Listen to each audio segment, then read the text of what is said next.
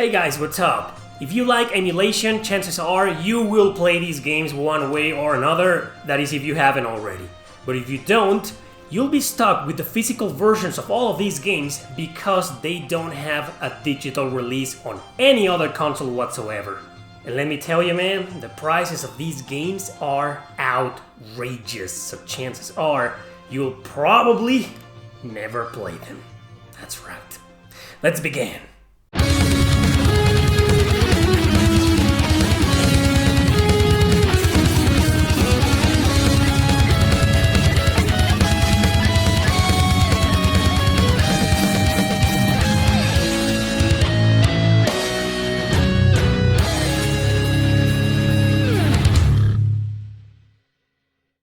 Suica 5. Lots of PS2 RPGs are still exclusive to it and we don't even have a digital re-release anywhere. I'm done trying to understand Konami's outrageous stupidity with Suica 5 because every other main Suica game is on the PlayStation Store! Not 5, no, even though it's one of the best. Konami seems to hate it. This is one amazing masterpiece you'll only find physically on the PS2 with the limited print run. A North American version will cost you around $200 nowadays. Unless you just want the disc, going for about half of that. PAL versions are out there that can be cheaper of course, so you Europeans are lucky enough this game isn't crazy expensive yet over there. This is my favorite Suicoden in the series and I think I've praised it enough. Too bad without emulation, North American gamers will have a hard time playing it.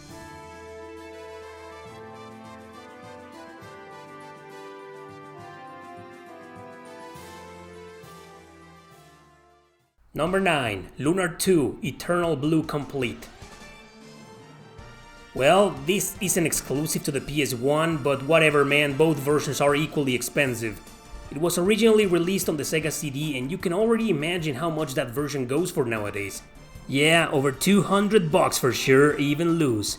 PS1 might be slightly cheaper, but it's a pain in the ass to find complete because it was localized by Working Designs in a special edition, and that's the only version there is of it. It had a lot of stuff in it and most versions out there for sale are always missing something. If you only want the game discs, though I doubt it, perhaps you'll be more lucky with the price? My point is both versions of this game are exclusive to their systems, no digital re-release anywhere and no ports or remix like its predecessor got. Nothing! And don't even get your hopes up because Gung-Ho owns the rights. Yes, they released Grandia 1 and 2 recently by the same developers. But because they had the rights to the translation. For Eternal Blue, Working Designs owns it and yeah, we're screwed.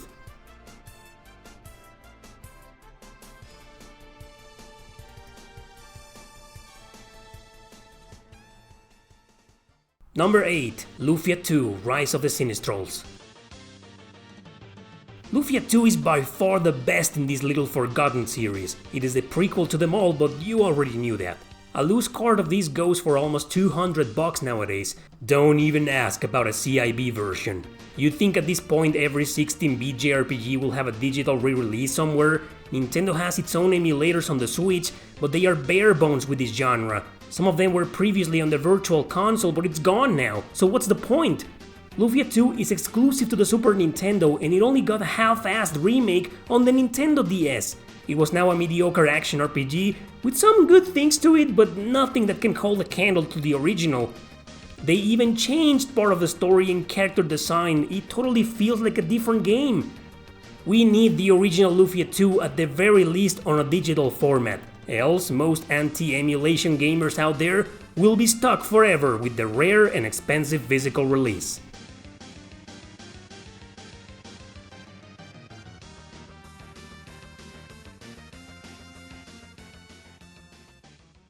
Number 7. Saga Episode 3.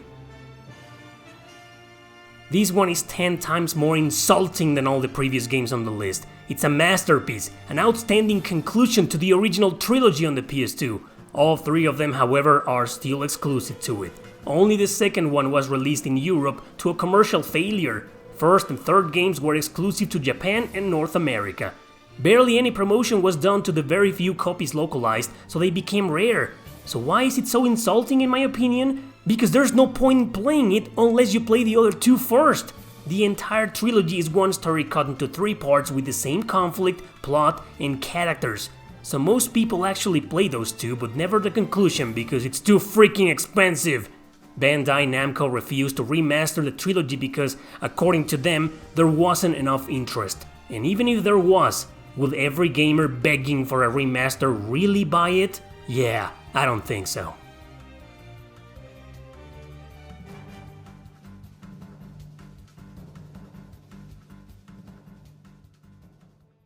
Number 6. Fire Emblem Path of Radiance.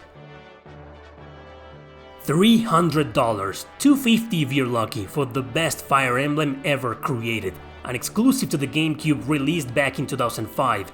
This series is a first-party IP developed by subsidiary Intelligent Systems, so of course every title in the series is exclusive to one system.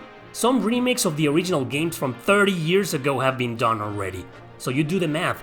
It took Nintendo over 20 years to come back to their initial exclusive titles. How much will it take them to remaster this one? Its sequel, exclusive to the Wii, is no different. It's also rare, but thankfully not that expensive. Yet. No, you heard just a bunch of attention whore rumors about a remaster of these two games. Didn't you think it was too good to be true? Emulation is your friend, my dude. Otherwise, I hope you find at least the disc for a decent price one day.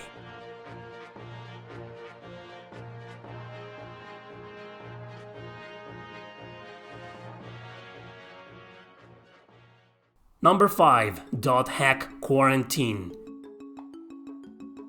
Worse than Saga 3. Imagine a 4-piece story released separately into 4 volumes, each being more expensive and harder to find than the previous one. So the holy grail of JRPGs on the PS2 is still the conclusion, direct sequel of the other 3.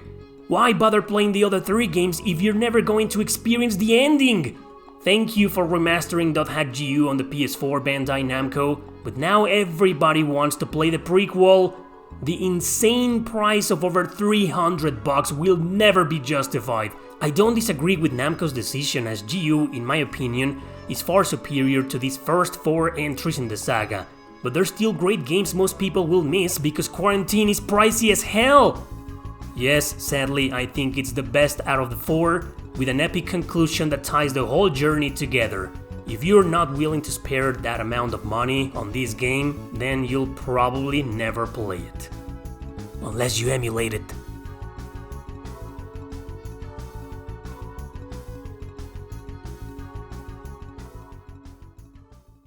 Number 4. Dragon Slayer: The Legend of Heroes. Now that the series has gained considerable popularity, a lot of gamers got curious about its origins. This game marks the beginning of it all, but it is completely unrelated to the Trail series. It was released on several consoles, but all of them were only in Japan! All except for the TurboGrafx CD version that, like most games of this system, goes for stupid prices nowadays. Prince Logan's upcoming coronation is thwarted by a brutal monster attack. He is forced to flee, but upon doing so, he realizes the evil Baron Drax was behind it all. So starts the quest to reclaim back the throne. Dragon Slayer is a turn-based RPG with overworld maps and a shit ton of random encounters in first person. It's a Falcom RPG, so the soundtrack is absolutely outstanding. It makes you forgive its harsh grinding sessions sometimes. So for its time, it was a great game. Can you play it anywhere else in English besides the TurboGrafx CD? No, you can't. And with no money and no emulation, you probably never will. An even crazier expensive exclusive is Dungeon Explorer 2. It was released on most digital stores, but only in Japan. I haven't played it, so I can't really talk or bitch about it.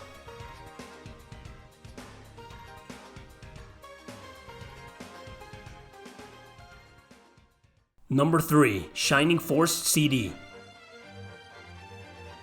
TurboGrafx games aren't the only unreasonably expensive rarities out there. Most of the Sega CD library falls victim to the same problems: exclusivity and limited print runs. Shining Force CD is a collection of Shining Force Gaiden 1 and 2. The second one was originally released on the Game Gear, and the loose card is around $60, so it ain't that expensive yet. The first one is only available for North Americans on the Sega CD, and these two are direct sequels to the original Shining Force on the Genesis.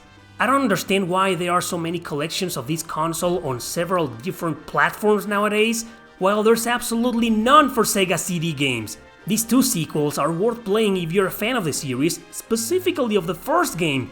Why give us only the second one on the Game Gear and the Virtual Console? That's a huge missing gap in the trilogy, you know?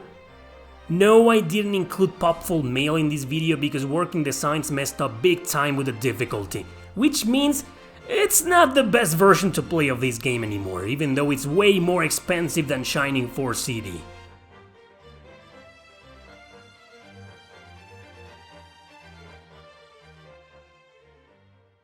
Number 2. Crusader of Smite. One of the best and most stupidly expensive Sega Genesis RPGs is this little action RPG. It's more than a Link to the Past clone in my opinion. Its RPG elements are far stronger and it's less cryptic to play. Plus you can have different monsters in battle, each with different abilities, and it just has more focus on its story and character development. But the preposterous current price is simply mind-blowing. Over $500 for just the card alone, while a complete in-box version goes for over $1,000! I spoke about the many Genesis collections out there, but not a single one has ever included Crusader of Smite.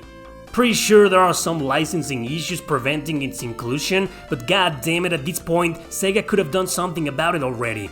So you're missing out on one of the best action RPGs on the Genesis for a very justifiable monetary reasons. Time to rethink your philosophy on emulation, don't you think?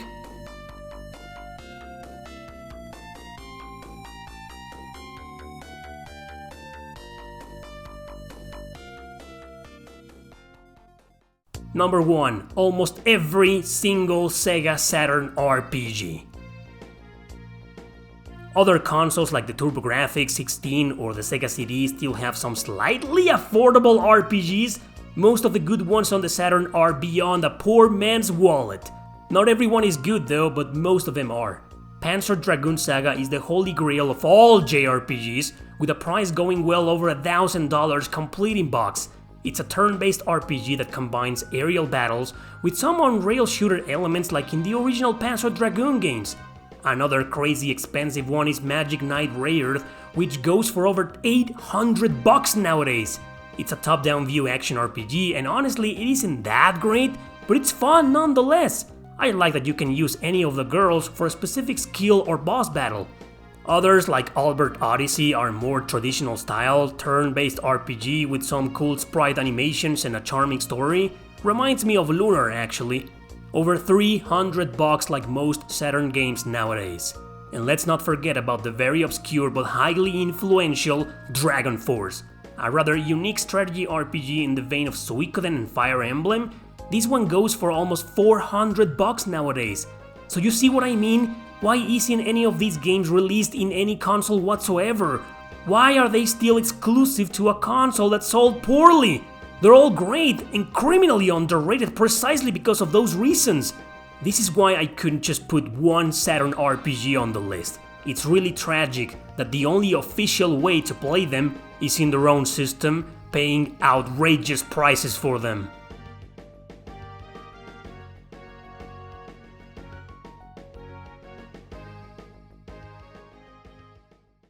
The list can't just go on and on. What about those Dragon Quest games on the Nintendo DS? Those are starting to ramp up in price, man.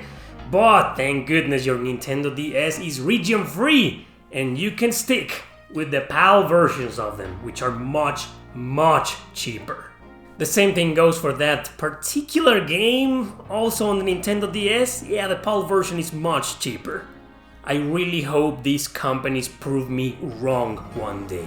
Please make this video outdated. Release any of these games for a modern system, even if it's just a port, even if it's just a digital re-release. That's the least you can do. Thanks for watching everybody. Don't forget to subscribe and share this video with your friends. See you next time!